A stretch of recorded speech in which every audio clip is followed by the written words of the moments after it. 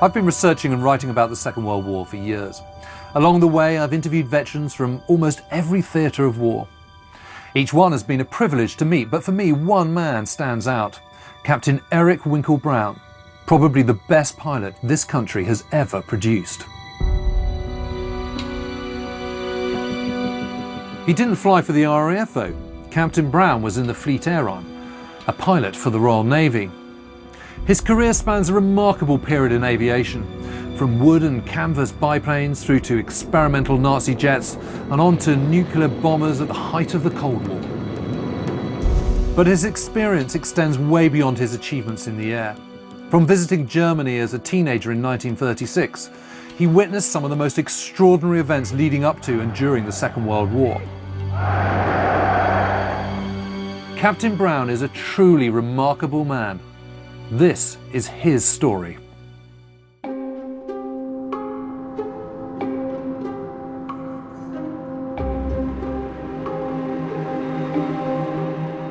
To achieve supersonic flight was the holy grail of aviation in my time.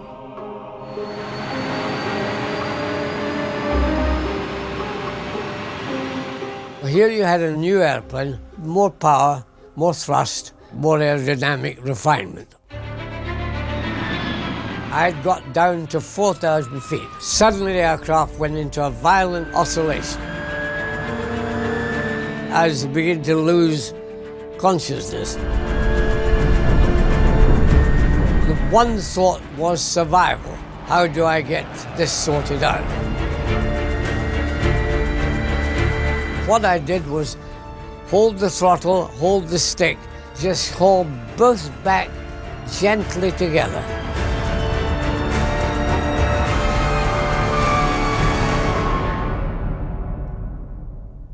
My name is Captain Eric Brown. My last job was Chief Naval Test Pilot to the Fleet Air Arm.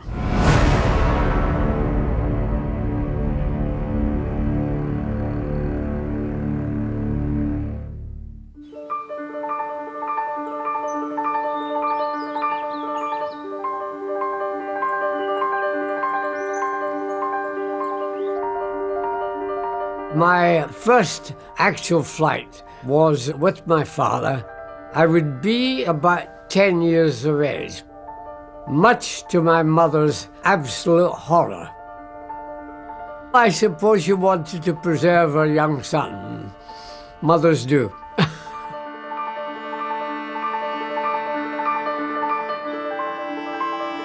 We're in a single-seat biplane. I was allowed to hold the stick, but of course, obviously, I couldn't reach the rudder pedals. So it was just a gentle experience, if you like. But he had pressed the right button.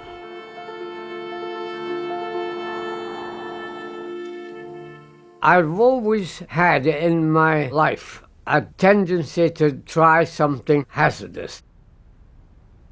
I was the only one at school that had a motorbike, a 500cc Norton. I used to make my summer money by being a motorbike rider on the Wall of Death.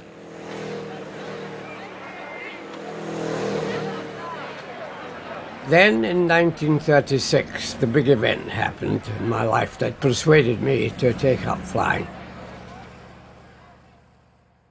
My father had been a Royal Flying Corps pilot in World War I.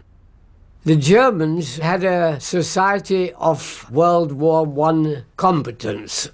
They decided to invite their opposition over to have a shindig during the Berlin Olympics in 1936. Der 11. Olympiade neuer Zeitrechnung als eröffnet. That was Herr Hitler announcing it open. Now they're all cheering him, and the whole crowd have raised their right arm.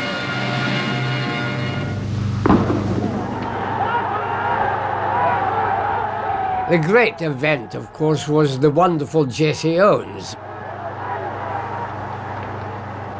Here was a man who won 100 meters and 200 meters, the long jump, and the 4x100 meter relay. 4 gold medals, not exactly what Hitler with his Aryan ideals had wanted. I've read many stories that said Hitler ignored him. Now this is quite untrue because I actually witnessed Hitler shaking hands with Jesse Owens and congratulating him on what he had achieved.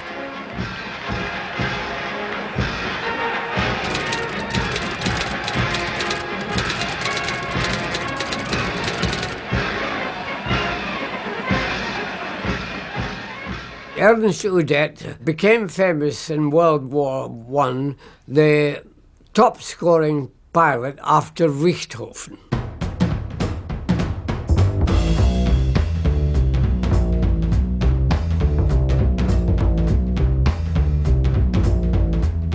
He had many lady friends, cigar smoking, champagne drinking sort of chap, bigger than life. He said, now we're going flying, and I was in the front cockpit, he was in the rear. He took particular attention to strap me in very carefully. I thought, no, that's just how nice of him, you know, but there was a purpose in it, as I found out. He really threw that thing around. He turned it inside out.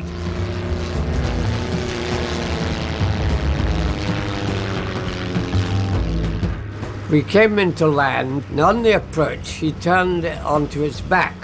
I thought, well, he'll turn it over before. But nothing happened. He kept coming on, and I thought, really, I think the silly old fool's had a heart attack. And I really thought it was going to be my demise. But he turned it round, and it literally fell onto the runway. This is how good a pilot he was.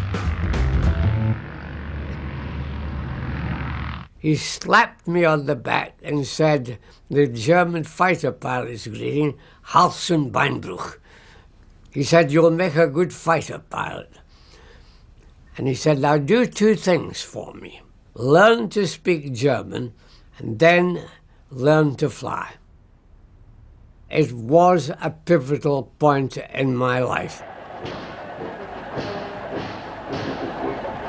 German troops made a formal entry into the demilitarized zone on the left bank of the Rhine. Herr Hitler confirmed the reoccupation of the Rhineland.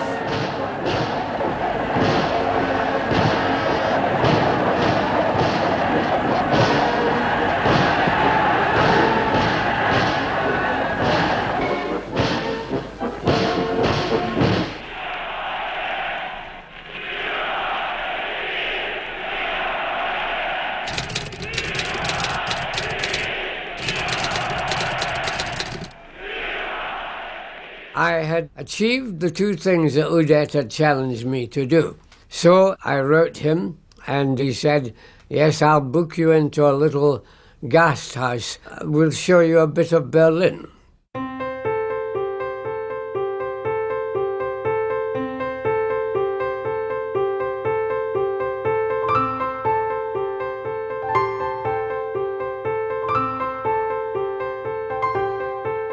I was, in my teens, politically naive. I really was just having a wonderful experience. It seemed a very vibrant country, lots of uniforms to be seen around.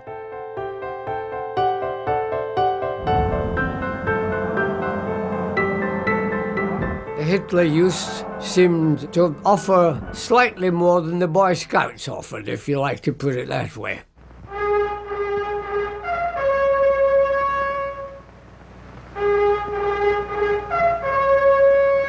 Nuremberg was a rallying point. What's the biggest thing we do here? I suppose it was like the coronation with knobs on.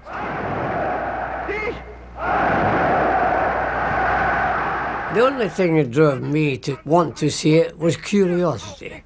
People said, oh, it's a fabulous show. You know, you must go and see it. There are so many people packed into one place, all hugely enthusiastic. Flink wie Windhunde, zäh wie Leder und hart wie Kruppstahl. I began to wonder, how does this man attract all these people? I thought there must be some strange charisma. He's like the Pied Piper of Hamelin, and they're all following him as he rants along.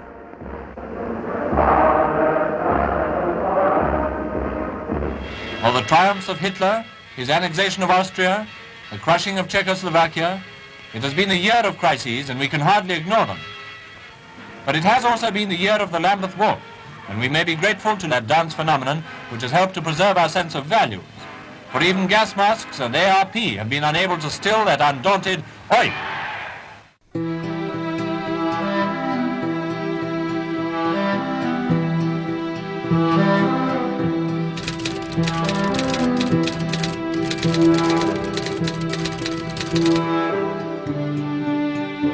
A little group from the Foreign Office asked me if I was interested in joining the diplomatic corps. And I said I was, and they said, right, we will send you to Germany for 6 months. In early September, I decided to go up to Munich for a weekend and drive up in my car.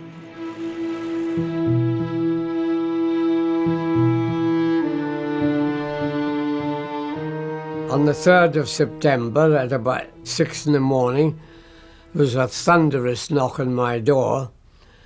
2 SS officers said, I have to tell you, you're under arrest because our 2 countries are at war. Now, technically, this was untrue because 11 o'clock was the time, but I wasn't in a strong position to argue.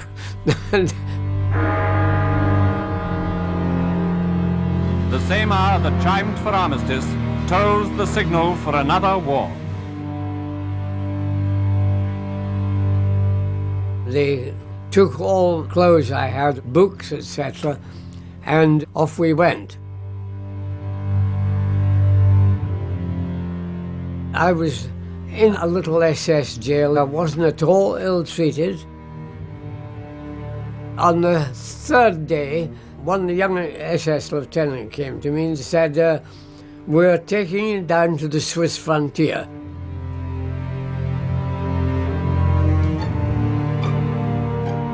When we arrived, the lieutenant said to me, you're free to go and you can take your car. So I said, oh, you've taken my clothes, my books, my money. Why are you giving me my car? And he said in German, because we have no spares. Very Teutonic attitude. But now one bond unites us all, to wage war until victory is won, and never to surrender ourselves to servitude and shame, whatever the cost and the agony may be. I was taken to Bern, and the ambassador said, of course, I've been told to return you as soon as possible because you've been called up.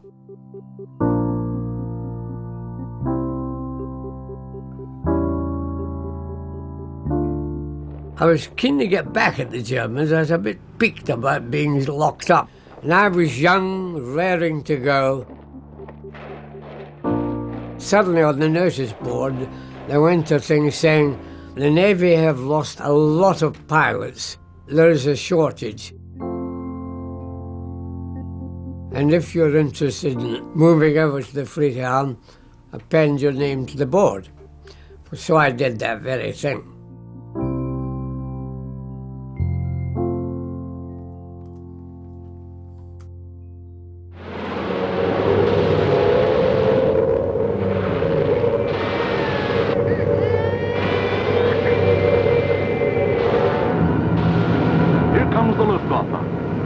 hundreds of planes, bombers, fighters. The RAF came and dove in, shouting the old hunting cry, tally-ho!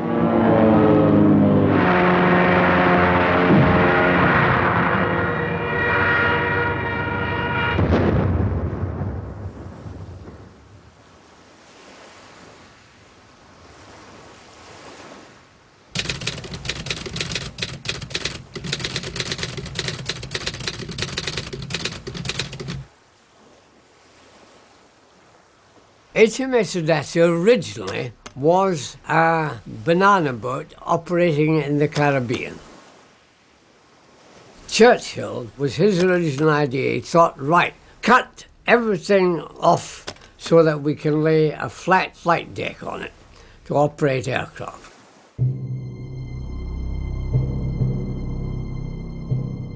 The Wildcat, as the Americans called it, was an aircraft that had a bigger punch than the British aircraft of that time.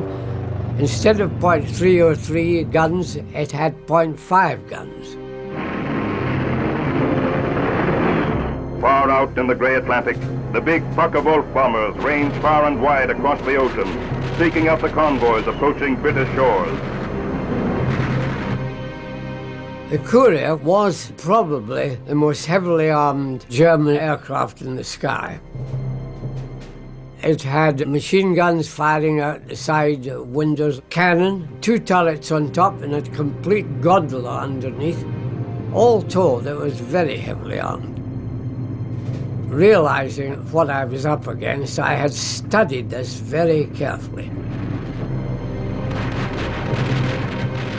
Worked out how the guns could depress or elevate. There was only one black spot which they couldn't reach, and that was if you came in flat towards the pilot's cockpit.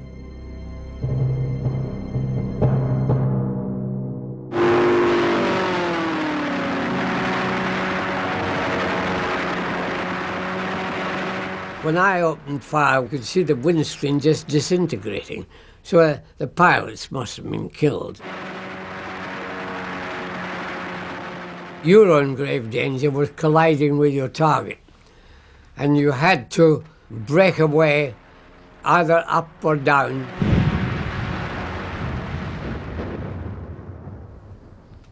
You get that exhilarating feeling that you've nailed him.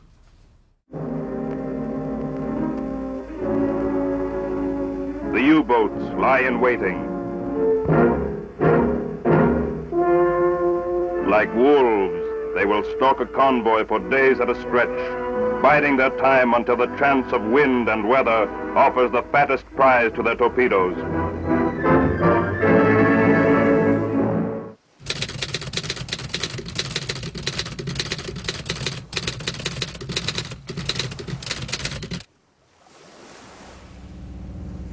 We realized we were going to be under attack, so the captain of Audacia thought we'll zigzag at full speed for the night. A lone submarine let fly at us, caught the rudder. We were in darkness by this time. We'd barely stopped when the submarine surfaced, about 200 yards away on our port side. It was a near sight. As it popped out of the sea, it was covered in phosphorescence. It was almost as if it was Christmas tree lights on it all over. The commander came up onto the conning tower. We could see the gold braid on his hat. We were that close. He just leant over the tower surveying us. We just stood and watched each other. Somebody's nerve broke, one of the seamen, and he leapt to a 20mm Oerlikon gun and started firing at the submarine. I thought he'll irritate the U-boat captain, which is what he did, of course. And the next thing was he just fired off a bevy of torpedoes at us.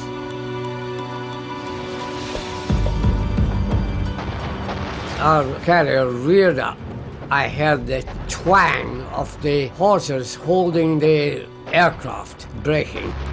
The 6 aircraft just broke loose, mowed down the deck into all these guys standing there, and it was absolute chaos. We were all swimming as fast as we could to get away from the vessel. Turned round and she plunged down very rapidly. Tremendous booming as things imploded. There were a hell of a lot of people in the water, of course, by this time.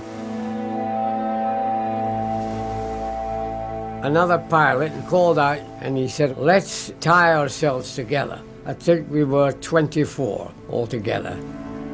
Now, at first we were all fine. We talked to each other and everything, but after about 3/4 of an hour, everybody stopped talking and falling asleep.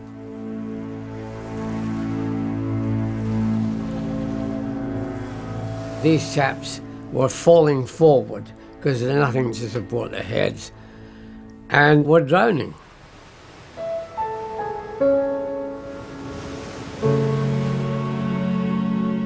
My section leader said, the only thing we can do is cut them off from us, otherwise we'll all go down together, the whole 24 of us.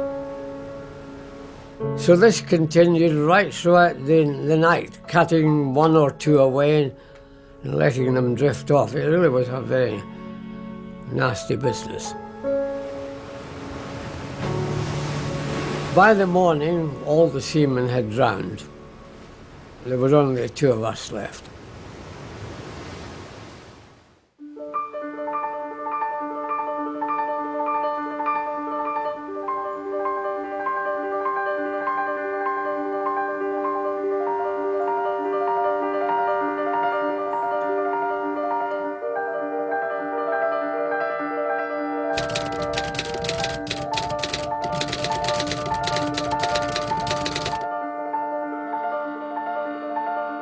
Unknown to me, the captain of the Audacity said I had a facility for deck landing and the Admiralty should make use of it. I got a telegram asking me to undertake a series of trials on various carriers.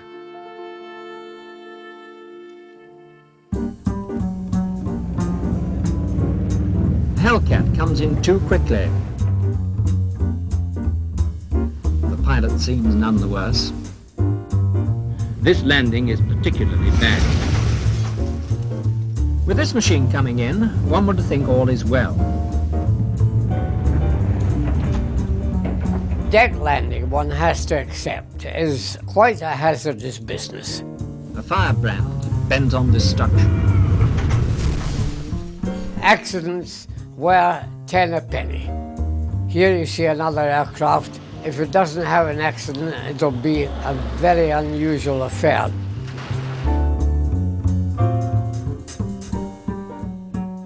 Did you crash many times? No, I only had one crash caused by a hook not lowering and the batsman not having seen it.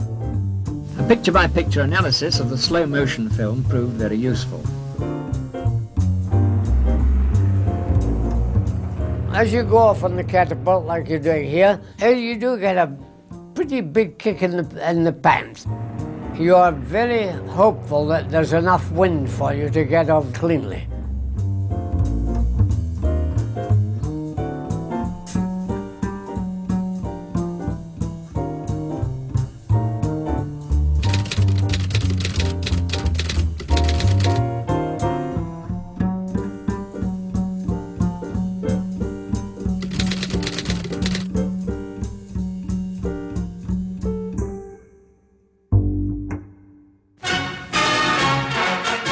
The story of the DH-98, or Mosquito, is one of brilliant success. At the moment, the fastest aircraft in operation in the world. The Mosquito is a superb airplane. I was asked to put it aboard an aircraft carrier.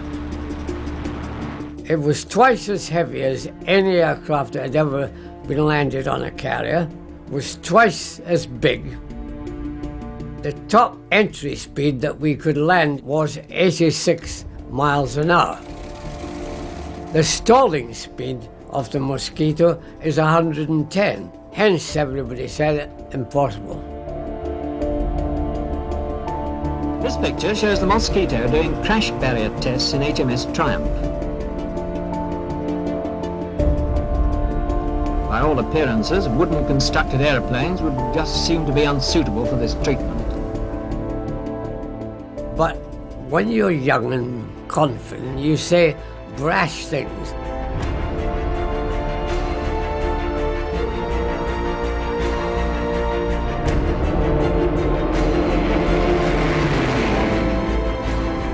This de Havilland Mosquito was the first two-engine machine to land on an aircraft carrier. The pilot was Lieutenant Commander E.M. Brown. This really changed my life because the director of the RAE said to me later, frankly, I didn't think I'd ever see you again. Then I was promoted and became the chief naval test pilot at Farnborough.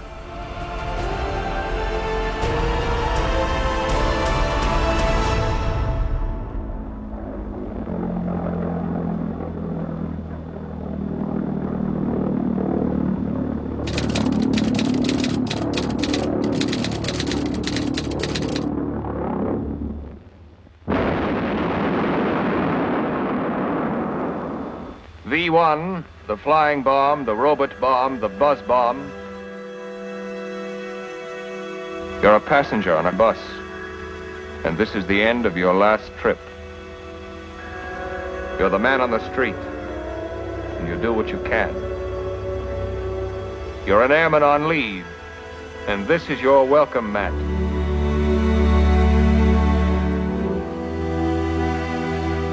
I was on duty. A V1 crashed in the garden of our house. The house collapsed like a pack of cards. My wife was concussed, and our cleaning lady lost an eye and had 96 stitches. Poor thing, she came out of it rather badly.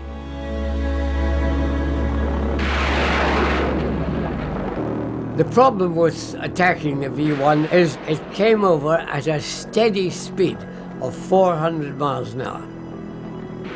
Even if you caught up with it and fired, the debris from it was likely to damage your own aircraft.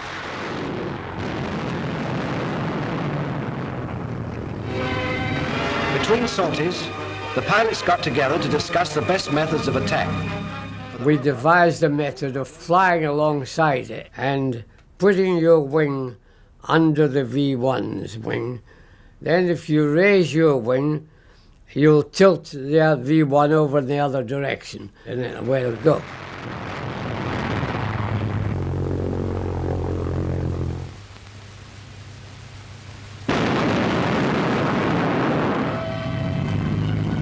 The best plane, I would say the Tempest 5.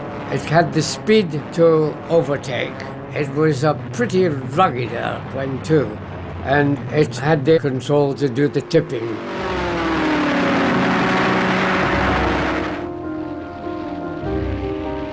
I was doing a series of trials, and the engine blew up, and the propeller went absolutely solid. I saw the engine was on fire outside. I didn't realize I was burning inside until my feet cooked. I realized that I had to get out. Bailing out is not as easy as many people think. And when I stood up in the cockpit to put my legs over the side, I was pinned back by sheer slipstream effect. So then what I did was get one leg over the side, one leg on the seat. Lean in, get hold of the stick, pulled it hard over towards me, and that catapulted me out.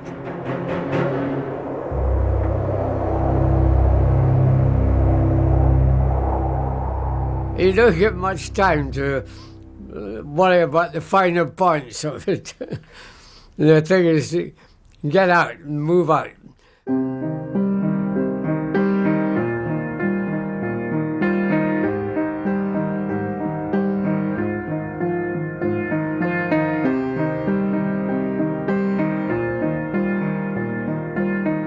In test flying, we had a high casualty rate. Year after year, 25% of the pilots involved in high-speed flight were lost. This was for a very great cause to keep our aircraft ahead of the enemy. It was them today, it might be me tomorrow. One just had to shrug it off and say, war is on, there are huge casualties, they are just part of the cost.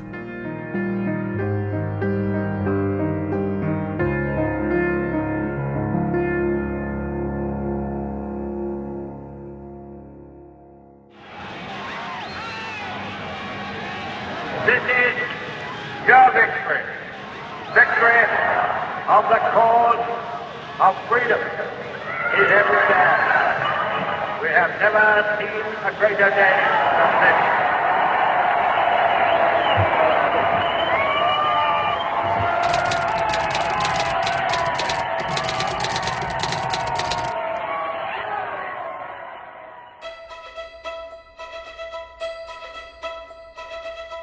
The director of the REE formed a mission to go to Germany after the capitulation and find out more about their technology.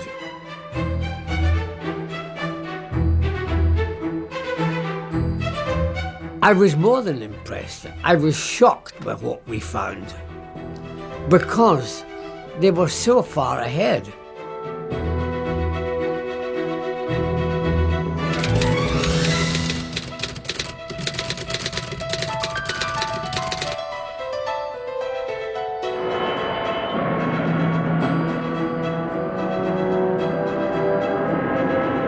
This is the Messerschmitt 262, the world's first operational jet fighter. It was more than 100 miles an hour faster than the best piston engine fighter. This was a lightning fast airplane. It looks in body form like a shark, swept back wings and the underslung engines. It really looks power, power, power. When I got the Me-262 in the air, it was so fast, it was virtually untouchable. It had 4 30mm cannon, which is a huge punch. Batteries of rockets. I saw an American Marauder aircraft being attacked by an Me-262. 1 minute there was this beautiful looking Marauder in the sky, a minute later, confetti.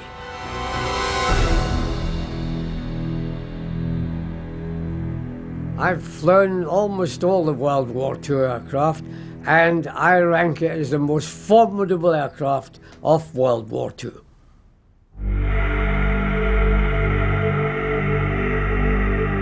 Amid the ruins, the day's people wander here and there.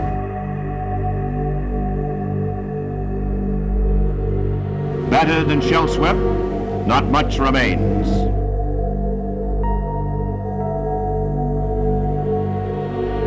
One of the first war criminals is captured, Hermann Goering.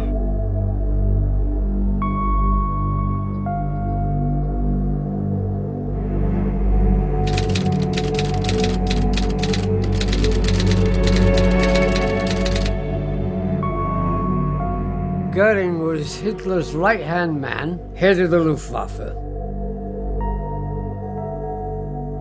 I was quite taken aback at how slimmed down from all the pictures I'd ever seen of him as a rather porky gentleman.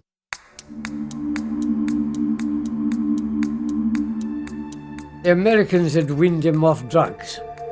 They had stripped him of all insignia. He had been interrogated day in and day out. But the invigilating officer said to him, "Now you're going to be interrogated by a pilot." And literally, he brightened up instantly. The first question I asked him was, what in your opinion was the outcome of the Battle of Britain? And he said it was a draw. He said, if you look at the analysis of the battle, you will find that in the last week, for the first time, the German casualties were lower than the British. Now this is perfectly true if you look at the records. And he said this showed a turning point had been arrived at. The jaws of the Nazi whale were set to swallow Jonah. But he said, unfortunately, we couldn't continue because Hitler ordered all fighter units back for the invasion of Russia. I've told many people this, and nobody said, oh no, you got that wrong. Many of them are saying, my God, weren't we lucky? At the end, he came over and stuck his hand out to shake hands. Now, I couldn't, under any circumstances, shake hands. So I thought, the hell do I do now? And very quickly, I suddenly said to him, Hals und Beinbruch, the old fighter pilot's greeting. He half smiled and just dropped his hand. What does Hals und Beinbruch mean? Broken neck and broken legs was the greeting. Go in there and do your stuff. Maybe that's what you'll get, but as long as you survive. If you'll just answer my questions, we'll save a great deal of time. Concentration camps was one of the things you found immediately necessary upon coming to power, is it not? Das habe ich. Having been to Belsen, I realized that Goering had a huge responsibility for the concentration camps. Your answer is yes, I take. Ja.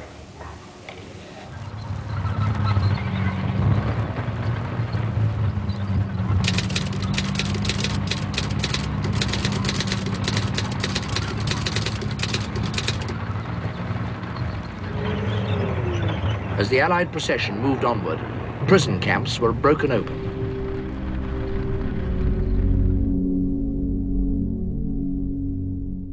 When we arrived at the gates, we could see the soldiers waiting for us. The Germans had discovered there were 20,000 cases of typhus in Belsen. They thought if the guards, the inmates escape, we'll have a plague which could be worse than the war.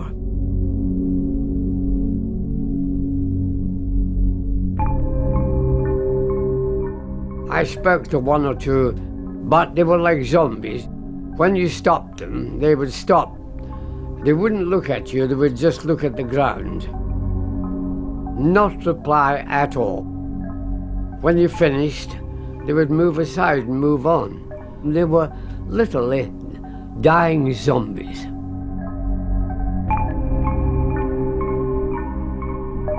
I could see huts. These had originally been built to accommodate 60 inmates. When we got there were about 250 in each hut.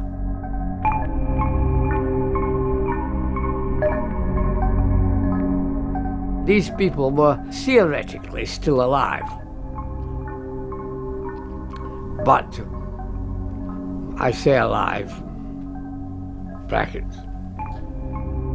To a British military tribunal has brought a sordid assortment of Nazi war criminals, headed by the notorious Joseph Kramer, charged with responsibility for torture and mass murder of 50,000 prisoners at the German death camp at Belsen.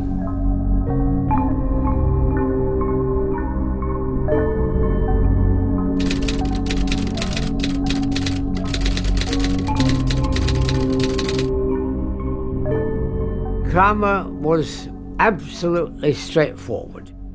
He realized the game was up. He didn't make excuses like I was obeying orders. He just said, you know, I had a job to do, and I did it. Nelson's women, as savage as any of the men. Kramer's chief assistant, 21 years old and a veteran of 5 years of atrocities, is Fräulein Irma Greatzer. Irma Greatzer, she was the female camp commandant at Auschwitz, had a dreadful reputation for cruelty to the female inmates there. Cruelty seemed to be a second part of her nature, gave me an overpowering sense of evil, and right away I classed her as the worst human being I had ever met.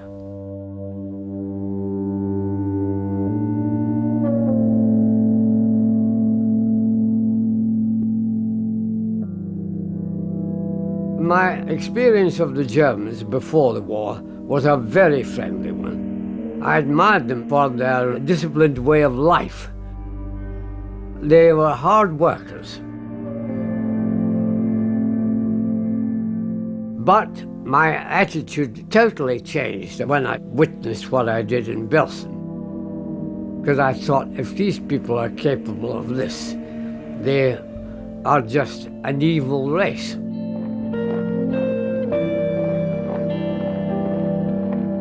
I began to query them. Did they know about these concentration camps, and how did they justify them?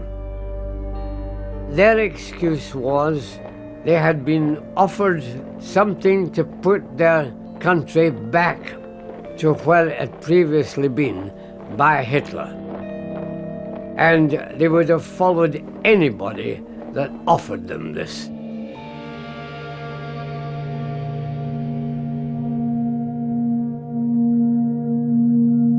Outside Hitler's bunker are 5 petrol cans used for burning his body. The whole of this Reich Chancellery has fallen to pieces. In the center of Hitler's study stands his chair in a confusion of smashed woodwork, of filth and rubble.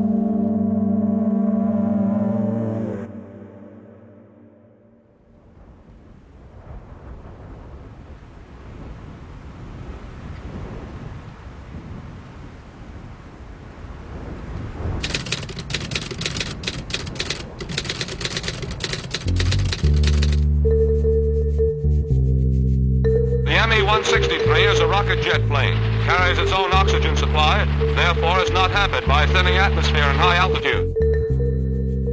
Mi-163 was a rocket interceptor. Everything about it was new and different. Sweepback, semi-tailless, skid landing, almost like an expanded bullet. But above all, it was rocket-powered. Oh, it's dangerous to fly, extreme, because of the volatility of the fuels. Mit einer Pipette wird eine kleine Menge T-Stoff entnommen.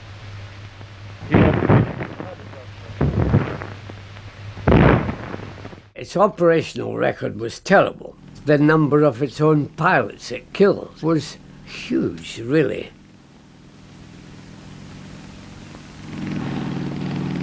It could go up to a very high Mach number, but once you had passed that number, you had lost control of the aircraft. And it would tuck under. There was no way out until it made a hole in the ground. Das Triebwerk läuft allein. If you landed with as much as a half a cupful of fuel, the impact of landing would explode the whole thing.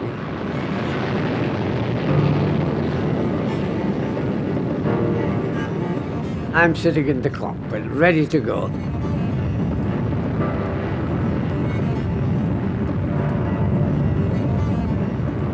The noise is thunderous, and you are given a bit of a shake-up on the takeoff.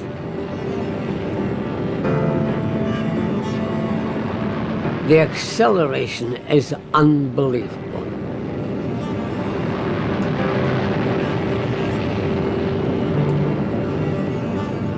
I thought the performance was, there's only one word for it, phenomenal. I felt that I was flying in a tin coffin because your chances of bailing out were virtually nil. I took it on in the full knowledge of what the risk was. But at the end of the day, I felt a tremendous satisfaction in having beaten the odds. I think this is one of the most attractive aspects of flying, taking on danger and winning, because you know what the waits for you if you don't win.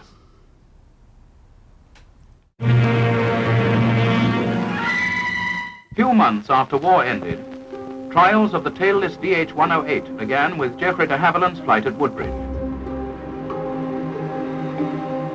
To achieve supersonic flight was the holy grail of aviation in my time. At the end of the war, the de Havilland team visited Germany and were fascinated by the 163. So de Havilland swept the wings back 45 degrees, up the jet engine to about 3,500 pounds thrust. We decided to prepare for an attempt on the world speed record.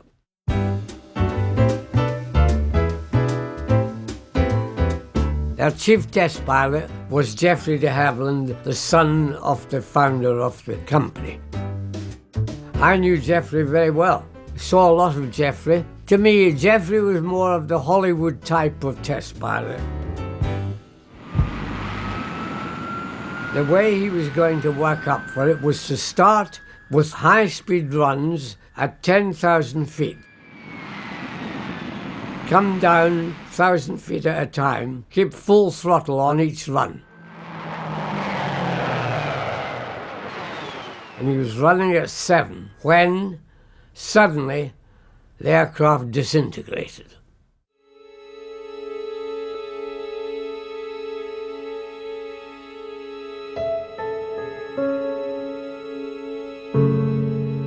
The aircraft debris and Geoffrey's body fell on Egypt Bay near the estuary of the Thames.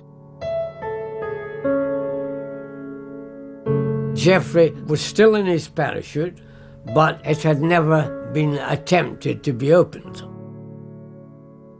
So right away, there was the first mystery. Secondly, it was found that Geoffrey had a broken neck. The cause of the disintegration was to be investigated, and this was given to Farnborough.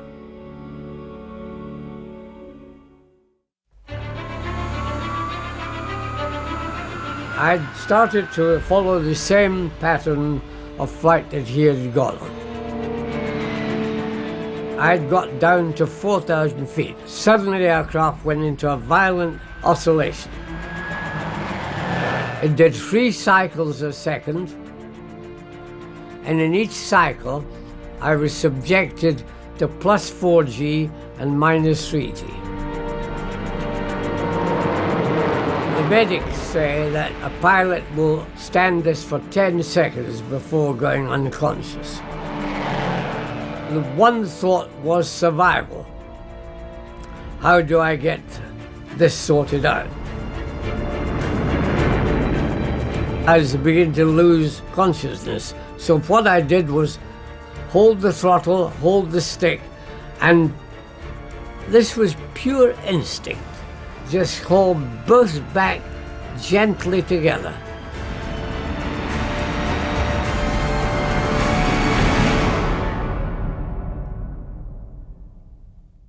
As suddenly as it happened, after 7 seconds, it stopped.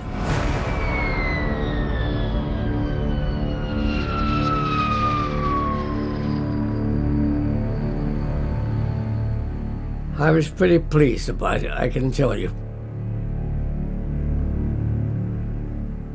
I could see clearly that Geoffrey's head had probably violently struck the canopy, broken his neck, and that was it.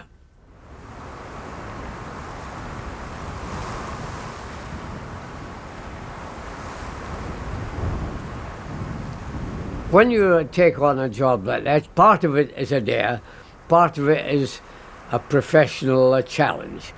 Somebody done an analysis of my flying, and they say I've had 13 that might have finished up fatal. But I don't know. I think the two things have contributed to my survival. I was a stickler for preparation before a flight.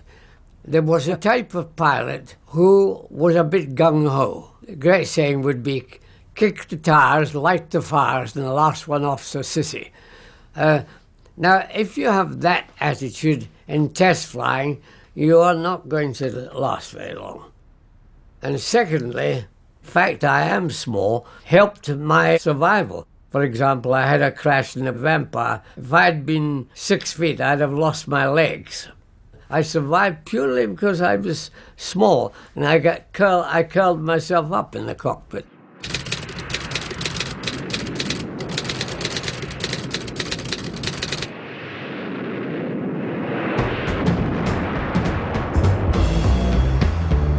De Havilland were developing a jet fighter, the Vampire, and there was a strong desire to operate jet aircraft from carriers.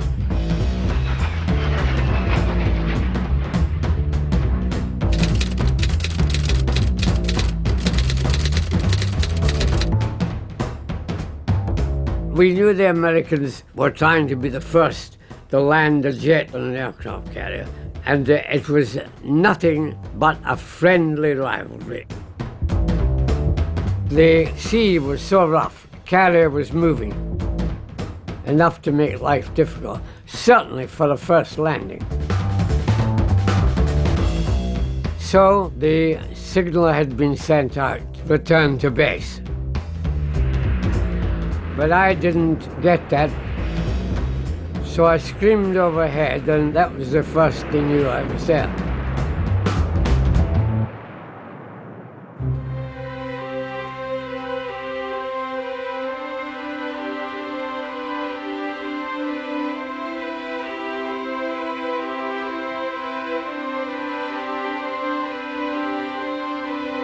Another page of history was written on December the 3rd, 1945, when LZ-551 landed on and took off from HMS Ocean, the first jet aircraft ever to operate from a ship at sea.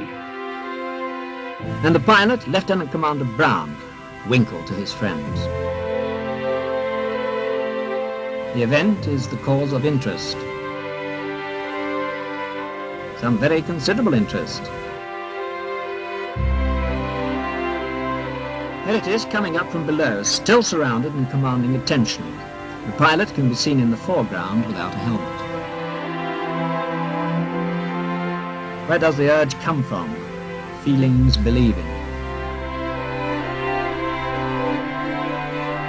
The Goopher's Gallery, as we call it, was filled with brass, top brass, and they all flooded down onto the flight deck. The sailors who operate the arrestor gear, etc., they all came round, and the one thing they wanted to do was warm their hands from the jet engine.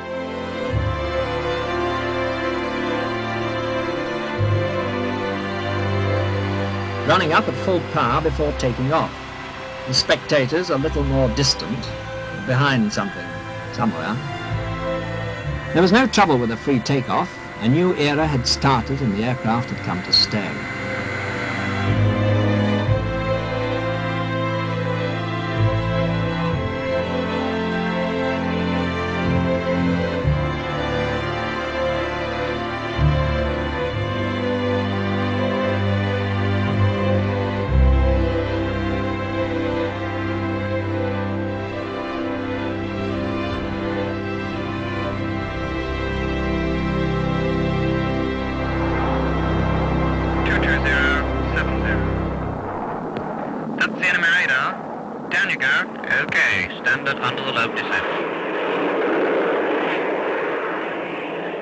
By the mid-60s, I was moving up the seniority ladder. It was likely that I'd get an air station. Being a good Scot, I was praying that I'd get Lossiemouth. The training ground for nuclear bombers.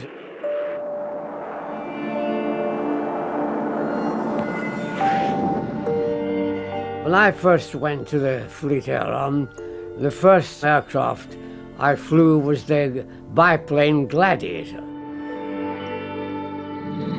You finish up, and the end of my career, the Buccaneer. They were as different from that early era as chalk from cheese. War had pushed progress along so fast, at a huge cost, of course, in money and in lives. When you compare these two eras with the biplane and the Buccaneer, you are talking about destructive loads are being delivered with accuracy that was unbelievable in those early days.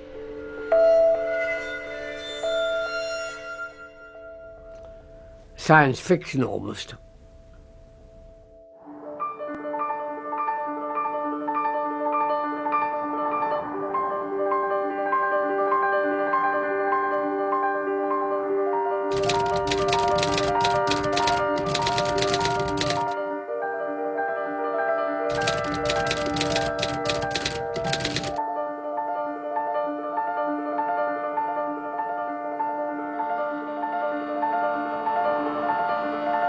At first, when I had to retire from flying, I think it was a feeling similar to a drug addict gives when he no longer can get his drugs.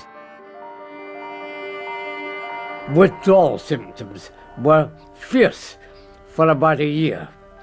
And then I came to terms with it after a year, but it wasn't easy.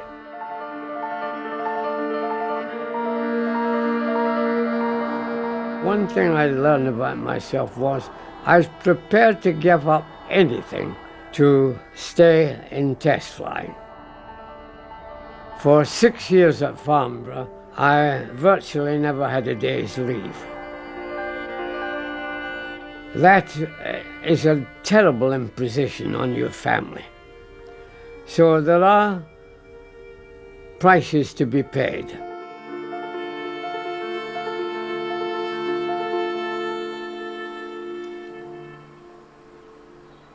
It did become an obsession with me, and it was something I felt I had to do, otherwise my soul, if you like to put it that way, would never be at peace.